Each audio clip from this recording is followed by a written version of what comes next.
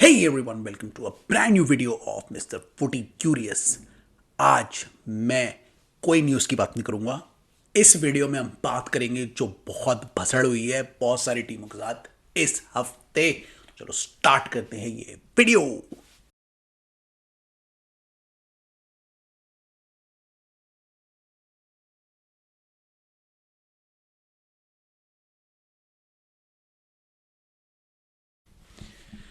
Hey, welcome back to the video. बहुत सारी भसड़ हो गई है इस वीकेंड में। प्रीमियर लीग में ही नहीं, ला लीगा में, बुंडसलीगा में बड़ी बड़ी टीम हारी हैं, बहुत बुरी तरीके से हारी हैं, और कुछ टीम ने सडनली फॉर्म हासिल कर ली है। बहुत सारे मैनेजर लाइमलाइट में आए हैं इस वीक में। तो मैं सोच रहा था पहले कि मैं न्यूज़ लेके आऊं, लेकिन अब मैं न्यूज़ न्यू की बात नहीं करूंगा। अब मैं बात करूंगा कि कौन सी टीम पचड़े में आई है और क्या हुआ है इस हफ्ते। तो चलो स्टार्ट करते हैं वीडियो। बात करते हैं पहले प्रीमियर लीग की। प्रीमियर लीग में इस बार क्या हुआ है, बहुत भसड़ हुई है प्रीमियर लीग में। सबसे पहले भसड़ हुई है, सबसे बड़ी भसड़ हुई है चेल्सी के साथ। चेल्सी का सबको उम्मीद थी कि भाई हार जाएगी एवर्टन से। क्यों? क्योंकि चेल्सी की हालत बहुत ख़राब है। पिछली बार वो मैनचेस्टर यूनाइटेड से बुरी तरीके से आ रही थी, जो मैंने पिछले वीडियो में बताया था। अभी क्या हुआ है कि वो एवर्टन से एज एक्सपेक्टेड हार गई। फिर से बहुत गंदा खेला, बहुत ही disjointed, slow, without any shape structure की टीम लग रही थी चेल्सी। अब मुझे नहीं पता चेल्सी में क्या हो रहा है। चेल्सी की ओनर्स, चेल्सी के डायरेक्टर, चेल्सी के मैनेजर, चेल्सी के प्लेयर क्या कर रहे हैं, बट ऐसा लग रहा है देख के कि किसी भी चीज़ में, किसी भी डिपार्टमेंट में कोई कोऑर्डिनेशन नहीं है। सफ़र किसको करना पड़ रहा है? फैंस को सफ़र करना पड़ रहा है, जो उनको देख रहे हैं टेलीविज़न पे, ऐप्स पे, वहाँ जाके वो दिन भर दिन अपनी टीम को सफ़र करते हुए देख रहे हैं। एक और मुसीबत है, किसी को ये नहीं पता लग रहा कि किसको ब्लेम करे, कहाँ पे ब्लेम है। आज तक जब भी चेल्सी फेल हुई है तो पता लग जाता था कि अच्छा मैनेजर कुछ गड़बड़ कर रहा है, या फिर कुछ बात हो गई है, कुछ स्कैंडल हो गया, कुछ हुआ है, जिसको वो हटा देते थे, उसकी जगह नए चीज़ को ऐड करते थे और सक्सेस मिल जाता था। अब ऐसी हालत हो गई कि कुछ नहीं पता लग रहा कि कौन ब्लेम कर रहा है, कौन ब्लेम करने लायक है। कुछ लोग कह रहे हैं पोचेटिनो गलत है, कुछ लोग कह रहे हैं प्लेयर्स गड़बड़ कर रहे हैं, कुछ लोग कह रहे हैं आपके विन स्टैनली और स्टुअर्ट गड़बड़ कर रहे हैं, कुछ लोग कह रहे हैं कि ये ओनर्स ने गड़बड़ करी है सारी। कहीं ना कहीं गड़बड़ हो रही है, और इन सबको कोऑर्डिनेट करने के लिए पोचेटिनो को बीच में बिठा दिया है। पोचेटिनो के पास बहुत टफ आस्क है कि वो एक तो सारे यंगस्टर्स को डेवलप करे जो उसे भर भर के दे दिए हैं, और साथ में टॉप 4 भी लाए और चैंपियंस लीग भी लाए, उनको स्टेबल भी करे। बहुत सारी चीज़ें पोचेटिनो को देती हैं, और मुझे लग रहा है वो इतना चीज़ें हैंडल नहीं कर पा रहे। पोचेटिनो बहुत एक्सपीरियंस मैनेजर हैं, उन्होंने पहले भी लोगों को, प्लेयर्स को, सबको डेवलप किया है, बड़े प्लेयर्स के साथ भी खेला है। लेकिन अभी की सिचुएशन ऐसी कॉम्प्लेक्स है कि वो चीज़ें हैंडल नहीं कर पा रहे। तो कहीं ना कहीं कोऑर्डिनेशन की ज़रूरत है सारे डिपार्टमेंट्स में, और प्लेयर्स के यहाँ स्ट्रिक्ट होने की ज़रूरत है, नए प्लेयर्स ऐड करने की ज़रूरत है, थोड़े एक्सपीरियंस यहाँ पे ऐड करने की ज़रूरत है, और कहीं ना कहीं जो प्लेयर्स नहीं परफॉर्म कर रहे या जिनको गलती से ले आए हैं उनको सेल करने की ज़रूरत है। कुछ ना कुछ करना पड़ेगा, वरना चेल्सी ऐसा क्लब बहुत ही ज़्यादा इनवैलिड क्लब हो जाएगा। वो वैसे ही 12वीं 13वीं रैंक पे पहुंच चुके हैं और 6 पॉइंट पीछे हैं रेलीगेशन जोन के, जो बहुत ही पुअर है चेल्सी के साइज के क्लब के लिए। तो अब देखना है कि पोचेटिनो कहीं सैक होंगे या फिर प्लेयर्स को निकाला जाएगा। नोनी मेडुए के तो कह ही रहे हैं कि उनको जाना है, ऐसा कुछ सुनने में आ रहा था, या फिर स्टुअर्ट और विंस्टैनली के बारे में कुछ सुनने को मिलेगा, या फिर ओनर्स कुछ बोलेंगे। कहीं ना कहीं से कुछ ना कुछ खबर आनी चाहिए, अदरवाइज चेल्सी के फैंस ने तो गिव अप कर दिया। मैं बहुत सारे रिव्यूज़ देख रहा था, चैनल्स देख रहा था, सब ने गिव अप कर दिया है चेल्सी के लिए। उनके फैंस ने कह दिया, उनके चैनल्स में कंटेंट क्रिएटर्स ने कह दिया कि भैया कुछ नहीं होने वाला, ये सीजन गया। और अभी तो देखने में ऐसा ही लग रहा है कि ये सीजन गया, क्योंकि इतने मैच को कैसे करेंगे हैंडल। बाकी सारी टीम्स का मैं गेम देख रहा था, एटलीस्ट वो फास्ट खेल रही थी, चेल्सी वो भी नहीं खेल रही। चेल्सी का गेम भी फास्ट नहीं है। अब पता नहीं क्यों हो रहा है, कहां हो रहा है, लेकिन कहीं ना कहीं ये इशू आ रहा है। और कौन ठीक करेगा ये भी नहीं पता, लेकिन किसी ना किसी को ये इशू ठीक करना पड़ेगा, वरना चेल्सी की वैल्यू बहुत घट जाएगी। ओनर्स के ऊपर भी बहुत ब्लेम आ रहा है कि ओनर्स ने जिस तरीके से आके सब कुछ उखाड़ डाला उसकी वजह से हो गया। मैं ये कहूंगा कहीं सच है इसमें भी, लेकिन कहीं ना कहीं मैनेजर को लेके भी आती है बात कि एंजो फर्नांडिस, काइसेडो, मुड्रिक ऐसे प्लेयर्स क्यों नहीं अच्छा खेल पा रहे। एटलीस्ट वो दोनों तो थोड़े पेडिग्री के प्लेयर हैं, कोई भी नहीं अच्छा खेल रहा।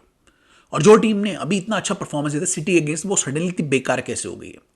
तो ये सब देखना पड़ेगा, सब असेस करना पड़ेगा, टीम में कुछ एक्सपीरियंस लाना पड़ेगा, अच्छे प्लेयर और ऐड करने पड़ेंगे, और कुछ प्लेयर्स को हटाना पड़ेगा, और एक अच्छा तगड़ा स्क्वाड बना के देना पड़ेगा जिससे फाउंडेशन बनाई जा सके आगे की।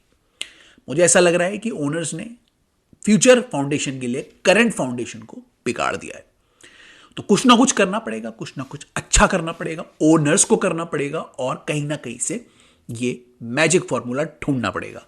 अब चाहे वो नुकुंकू लेके आए, लाविया लेके आए जिनके बारे में बात हो रही है, या फिर कोई और प्लेयर लेके आए, Chukwuemeka. By the way Reece James भी इंजर्ड हो गए हैं, इसलिए चेल्सी के फैंस और फ्रस्ट्रेट हो गए हैं कि हमारे कैप्टन इंजर्ड रहता है, वाइस कैप्टन इंजर्ड रहता है, तो कौन करेगा कैप्टन। तो ये सब देखना पड़ेगा, और बहुत सारे डिसीजन लेने पड़ेंगे, और बहुत सारी चीज़ें सुनने को आएंगी। उसके लिए आप सोशल मीडिया में हमें फॉलो करते रहो, काफ़ी चीज़ें अभी सुनने में आएंगी। हम लोग जो दूसरा वीडियो लेके आएंगे इस वीक में, उसमें भी सुनना काफ़ी चीज़ें, उसमें भी मैं काफ़ी चीज़ों के बारे में बात करूँगा। उसको मैं मोस्टली न्यूज़ रिलेटेड वीडियो बनाऊँगा। तो बहुत ही ख़राब मैच रहा चेल्सी के लिए। मैंने चेल्सी के बारे में बोल दिया, मैच के बारे में क्या बोलूँ, क्योंकि मैच में चेल्सी ने कुछ किया ही नहीं ढंग का। फर्स्ट हाफ में थोड़ा बहुत ठीक खेले, मुद्रिक वगैरह ठीक खेले, बट सेकंड हाफ उनका बहुत ही बेकार था, और एवर्टन टेक्निकली डोमिनेट कर रहा था। ऐसा लग रहा था एवर्टन गोल करेगा, और उन्होंने गोल कर दिया। चेल्सी का रिकॉर्ड ऑलरेडी एवर्टन ग्राउंड में बहुत ख़राब है, और वहाँ पे वो और ज़्यादा ख़राब हो गया। तो देखते हैं चेल्सी इस मैच से कैसे उभरेगा, क्योंकि चेल्सी का कोई भी प्लेयर मैच में अच्छा नहीं खेला। थोड़ा बहुत बर्डियाशीले ठीक खेला था, और थोड़ा बहुत मुड्रिक ठीक खेला। ना ब्रोया खेला ढंग का, ना जैक्सन खेला ढंग का। जैक्सन ने तो लड़ाई भी कर ली बाद में, अब पता नहीं क्यों लड़ाई की, लेकिन ये मैच में यही सब डिस्कस करने को था। टैक्टिक्स और ये सब कुछ था ही नहीं। तो एक टीम को शॉक लग गया। अब दूसरी टीम की बारी आई, जो ऑलमोस्ट उतने ही बड़े खड्डे में है, वो है Manchester United. Manchester United Chelsea के इसको बुरी तरीके से हरा के हवा में उड़ रहे थे, और उसके बाद क्या हुआ, वो फिर से गिरा दिए गए by Brentford, by Bournemouth. Sorry, Brentford बोल रहा हूं, बोर्नमथ। बोर्नमथ ने ज्यादा कैलकुलेटेड गेम खेला, यूनाइटेड के स्टार्टिंग में अटैक्स रोके। स्टार्टिंग में अटैक कर रही थी यूनाइटेड, और किसी तरीके से गोल करके, स्मार्ट प्ले करके, गोल करके अपनी जो करंट फॉर्म है उसको बना के रखा है। सोलंकी जैसे प्लेयर भी अब स्कोर कर रहे हैं और बहुत अच्छा खेल रहे हैं। बोर्नमथ अभी इनफॉर्म टीम है, और काफी सारे पॉइंट्स निकाल लिए उन्होंने। और सेकेंड हाफ में they were a better team than United. By the way, वो 4-0 से जीत जाते, वो तो लास्ट वाला गोल काउंट नहीं हुआ। तो 3-0 से यूनाइटेड को हरा दिया। सेकेंड हाफ में यूनाइटेड बहुत ही बेकार हो गई, उनके प्लेयर्स ने ढंग से खेला ही नहीं, और बिल्कुल ही गिव अप कर दिया। मार्शियल, रैशफोर्ड, ये सब प्लेयर अब बेकार हो गए। ब्रूनो फर्नांडिस भी ज्यादा कुछ नहीं कर पाए। फर्स्ट हाफ में थोड़ा बहुत अटैक किया उन्होंने, ऐसा लग रहा था यूनाइटेड कुछ करेगी, लेकिन उसके बाद जैसे ही बोर्नमथ ने अटैक रोकने शुरू कर दिया ना यूनाइटेड के, ऐसा लगने लगा यूनाइटेड कहीं ना कहीं गोल खा जाएगी, क्योंकि ब्रेंटफोर्ड स्मार्ट प्ले दिखा के अटैक ठीक ठाक अटैक कर रहा था। सेकेंड हाफ में उन्होंने वो स्मार्ट प्लेस दिखाए, अपने अटैक किए, और स्मार्टली गोल करके अपना गेम जीत के निकल लिए। वो यूनाइटेड एक और क्लब है जो चेल्सी की तरफ बुरी हालत में नहीं है, बट वो भी काफी बुरी हालत में है। वो सिक्स्थ हैं क्योंकि उनकी नीचे वाली टीमों से थोड़ी गलतियां हुई हैं, पर उनको टीम अब कैच कर रही है और उनको भी कैच कर लेगी, वो भी चेल्सी की जगह ही आने वाले हैं जल्दी। उनके बहुत टफ मैचेस आने वाले हैं।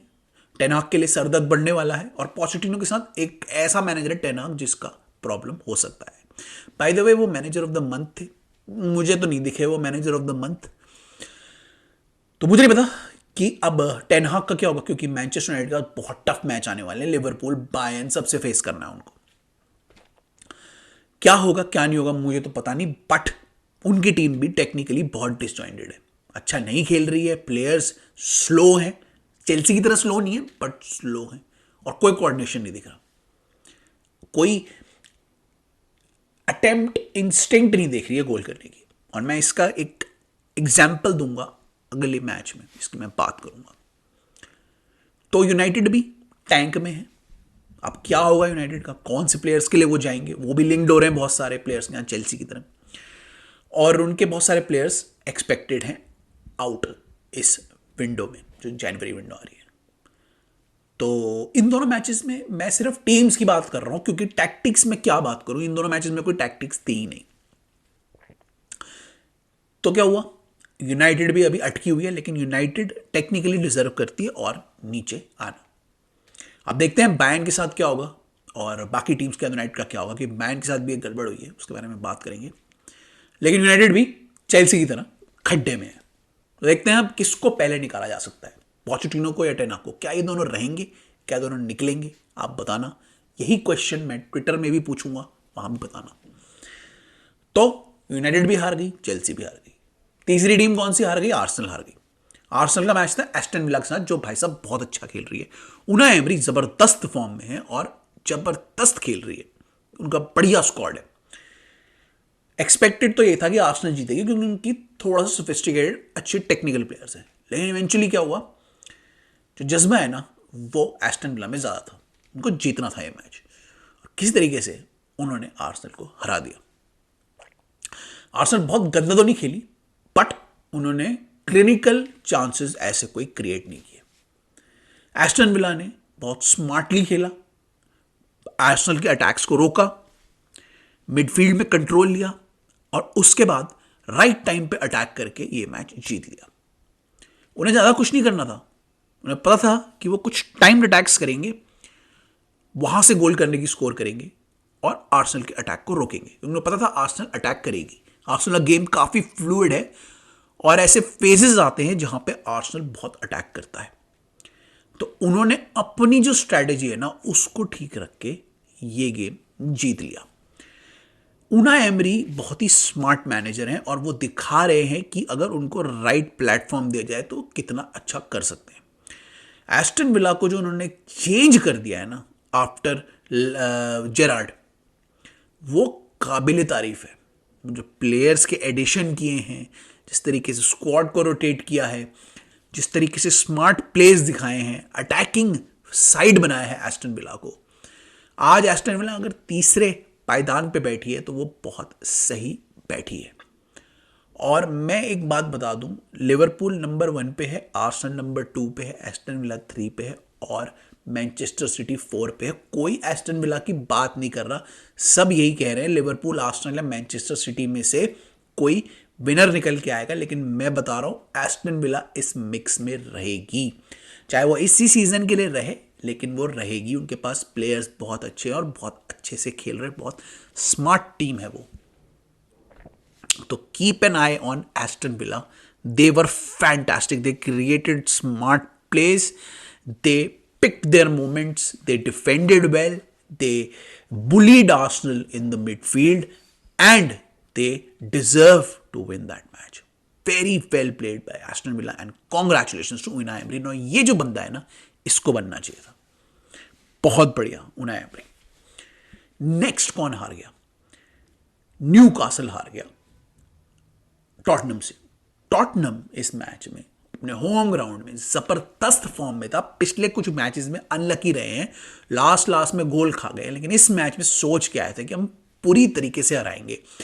न्यूकासल के पास प्लेयर्स नहीं है, पूरा स्क्वाड नहीं है, बट टॉटनम ने जो खेला है इस मैच में, एनजे पोस्टेकोग्लू का जो अटैकिंग स्टाइल है तबाह कर दिया उन्होंने न्यू कासल को, बिल्कुल पूरी तरीके से तबाह कर दिया, कुछ खेलने ही नहीं दिया, मतलब इतना सा भी खेलने नहीं दिया।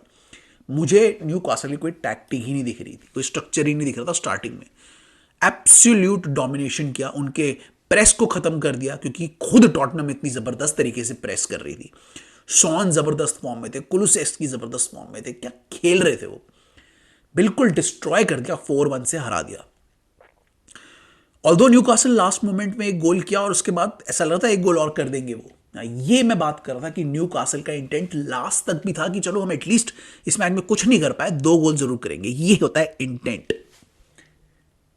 बट इस मैच में न्यूकासल बहुत अच्छा नहीं खेल पाई और एंजे पोस्टेकोग्लू बॉल जबरदस्त तरीके से चल गई। वो बहुत ज्यादा गोल कर सकते थे, उनके पास बहुत चांसेस थी।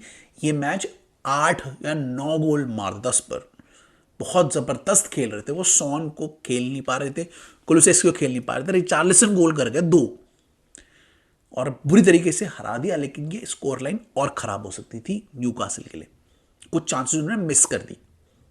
तो स्पर्स की जो एंजे पोस्टेकोग्लू की जो अटैकिंग स्टाइल है, जो वो 1-2 पासेस करते हैं और जाते हैं आगे खेलने, वो बहुत बढ़िया है।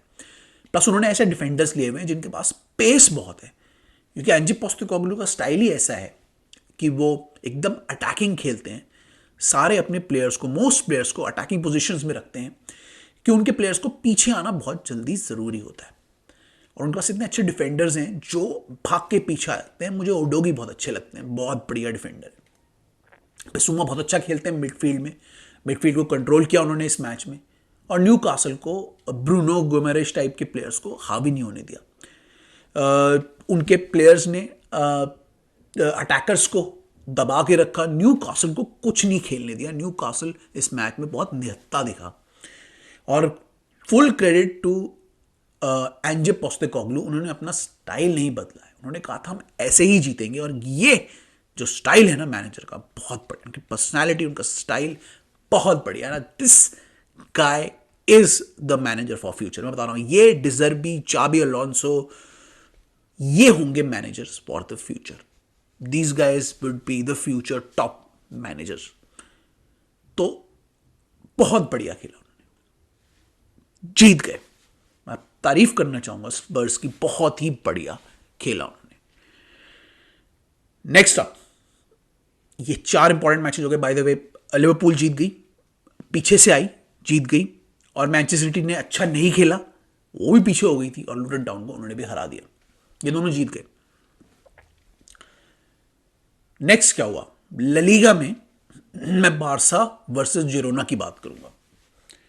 उसमें जिरोना ने बारसा को बुरी तरीके से 4-2 से हरा दिया। मैं कई सारे वीडियोस में बोल रहा हूं कि बारसा का डिफेंस ठीक नहीं है, उन्हें सॉर्ट आउट करना पड़ेगा। लेवेंडोस्की का देखना पड़ेगा क्या करना है, और अपने गेम मैनेजमेंट को अच्छा करना पड़ेगा। वो क्या करते हैं, वो सिर्फ अटैक अटैक अटैक करते हैं, गेम मैनेजमेंट ठीक से करते नहीं है, डिफेंस को उन्होंने सॉर्ट आउट किया नहीं है, और गोल बहुत लीक करते हैं। अच्छी टीमों के साथ मुझे पता था ये एक्सपोज होगा, और जिरोना इस समय इनफॉर्म टीम है। उन्होंने आके जो वाट लगाई है बार्सिलोना की, पहले तो उनके सारे गोल्स रोके, फिर जो अटैक करके उनकी जो डिफेंस की धज्जियां उड़ाई हैं इस मैच में, वो देखने लायक है। आप हाईलाइट्स देख लेना, दोनों विंग से जो अटैक हुए ना उनको, दोनों साइड से ऐसे बी शेप में, आप देखना कैसे अटैक हुए। लिटरली बॉक्स में आके बी शेप में दोनों साइड से विंगर्स ने अटैक किया उनको। उनके जो प्लेयर्स हैं वो आके डी में गोल पे आके के पास आके शॉट्स ले रहे हैं, कोई रोकने नहीं आ रहा। आप गेम देख लेना, उनका डिफेंस देख लेना बार्सिलोना का। और यही चीज बार्सिलोना को सॉर्ट आउट करनी पड़ेगी, क्योंकि ये उनको लेट डाउन करेगी, और उनका जो लीग जो नहीं जीतेंगे वो होगा अलॉन्ग विद लेवेंडोस्की, क्योंकि उनकी ही इज नॉट द लेवेंडोस्की जो पहले थे। तो इनको देखना पड़ेगा कि स्ट्राइकर में किसको खिलाएं और डिफेंस को कैसे सॉर्ट आउट करें। मिडफील्ड बहुत अच्छी है, चलो अच्छा खेलती है, अटैकर्स उनके ड्राइव करते हैं आगे, गोल करने की कोशिश करते हैं। बट अगर कोई लो ब्लॉक टीम आ जाएगी जो बिल्कुल लो ब्लॉक होकर रोकेगी, फिर आपको डर रहता है कि अगर वो खेलेगी आगे तो फिर आपका डिफेंस उसे नहीं रोक पाएगा। और यही हो रहा था जब वो डिफेंड कर रही थी जिन्होंने, तो लो ब्लॉक से डिफेंड कर रही थी, सब लोग आके डिफेंड कर रहे थे। और जब अटैक कर रही थी तो वो पूरा डी के अंदर घुस के गोल मार रही थी, जो कुछ नहीं कर पा रहे थे बारसा। तो बारसा को अपना डिफेंस सॉर्ट आउट करना पड़ेगा, अदरवाइज वो ना कोई टूर्नामेंट जीतेंगे ना वो ला लीगा जीतने वाले। तो बार्सिलोना के लिए बुरी तरीके से हार हो गई और जिरोना इस बार की डेफिनेट कंटेंडर बन गई। एक और सरप्राइज, उसके बाद बुंडेसलीगा में एक और सरप्राइज हो गया। क्यों? क्योंकि बायर्न म्यूनिख को हरा दिया फ्रैंकफर्ट ने। आई डोंट नो टुचल को क्या हो गया, बट टुचल मुझे ऐसा लगता है कि बायर्न म्यूनिख के कंप्लीट कंट्रोल में नहीं है। होगा in terms of man management, but tactics में ना बायर्न बहुत वीक लग रही है, पुरानी बायर्न नहीं लग रही। और ऐसा लग रहा है कि ये बहुत सारी जो बुंडेसलीगा में अब टीम्स हो गई है ना, वो बायर्न को हरा सकती हैं। बायर्न का समहाउ अटैक इतना पोटेंट नहीं रहा है और मिडफील्ड में भी वो फेल हो रहे हैं। जब उनकी मिडफील्ड फेल होती है तो उनके डिफेंस पे प्रेशर पड़ता है और उनके डिफेंडर्स प्रेशर हैंडल नहीं कर पा रहे हैं। बहुत सारी टीमें ऐसी हो गई हैं बुंडेसलीगा में जो बायर्न को हरा सकती हैं, और फ्रैंकफर्ट ने दिखा दिया जरा सा अग्रेशन, आप उनके मिडफील्ड में थोड़ा प्रेशर डालोगे तो उनका डिफेंस क्रम्बल करेगा। और इस मैच में वही हुआ, उनका डिफेंस कंप्लीटली क्रम्बल कर गया, क्योंकि उनके पास इतनी जल्दी अटैक आ रहे थे कि उनको समझ में ही नहीं आ रहा था वो करें क्या। बायर्न में वो गेम कंट्रोल करने वाली जो पावरफुल बायर्न टीम होती थी ना, वो मिसिंग हो रहा है। अब कहां पे क्यों मिसिंग हो रहा है? प्लेयर्स उनके पास वही हैं, अटैकर अच्छे हैं, स्ट्राइकर वर्ल्ड के बेस्ट हैं, वन ऑफ द। क्यों हो रहा है ऐसा? आई थिंक टुचल की टैक्टिक्स में कहीं ना कहीं इशू हो रहा है। He is not able to control the games जो वो चेल्सी में बहुत अच्छा करते थे अपने first part of the stint में। कहीं ना कहीं वो बायर्न में वो चीज नहीं ला पा रहे हैं। अब मैं ये नहीं कह रहा कि टुचल हट जाएंगे या उनको निकाल दिया जाएगा, बट उन्हें कहीं ना कहीं से सॉर्ट आउट करना पड़ेगा, अदरवाइज दूसरी टीम्स हैं इस बार जो बायर्न को पिछाड़ देंगी। तो बुंडेसलीगा में ऐसी टीम्स हैं जो बायर्न को हरा सकती हैं। बायर्न को बहुत केयरफुल रहना पड़ेगा, अपने मिडफील्ड को सॉर्ट आउट करना पड़ेगा और अपने डिफेंस को थोड़ा अलर्ट करना पड़ेगा। टुचल को बहुत केयरफुल रहना पड़ेगा, क्योंकि बायर्न इतना ज्यादा कहते हैं ना जैसे फेलियर झेल नहीं सकती। बायर्न ने इतना सक्सेस देखा है ना बुंडेसलीगा में, फेलियर नहीं झेल सकते। तो देखना पड़ेगा कि क्या होगा बायर्न का, क्योंकि मुझे नहीं लग रहा कि बायर्न इस बार बुंडेसलीगा जीतेगी। मैं फ्रैंकली बता रहा हूं, अगर वो एंड में फॉर्म में आ गए वो बात अलग है, बट मुझे नहीं लग रहा वो जीतेगी। So let's see what happens with Bayern. Let's see what happens with all these teams. लेकिन इनमें बहुत सारी टीम ना क्राइसिस में है, and they have to really sort out their defensive and midfield structure. Most teams के साथ यही प्रॉब्लम है। Let's see अब वो नेक्स्ट गेम वीक में क्या करते हैं। अभी मैं थर्सडे को वीडियो लेके आऊँगा एक और, तब तक आप ये वीडियो देखना, और थर्सडे को जो मैं वीडियो लेके आऊँगा उसमें और बातें करूँगा, न्यूज़ स्पेशली। तो मिलेंगे अगले एपिसोड में। मैं जल्दी ही स्टूडियो में भी लेके आऊँगा, वहाँ कुछ सेटअप ठीक कर रहा हूँ मैं, और सेटअप भाई मुझे पसंद नहीं आ रहा, तो मैं सेटअप को थोड़ा ठीक कर रहा हूँ। तब तक के लिए मैं यहाँ वीडियो बना रहा हूँ, लेकिन आपको इन्जॉय करते रहो आप वीडियो, आप अपना कंटेंट लेते रहो। I will see you in the next one. Audio में भी फॉलो करो, वीडियो में भी फॉलो करो, हर जगह फॉलो करो, and keep watching and listening to our channel mister Foodie Curious. मैं ऐसे ही और कंटेंट आपके लिए लेके आऊँगा। तब तक के लिए बाय बाय।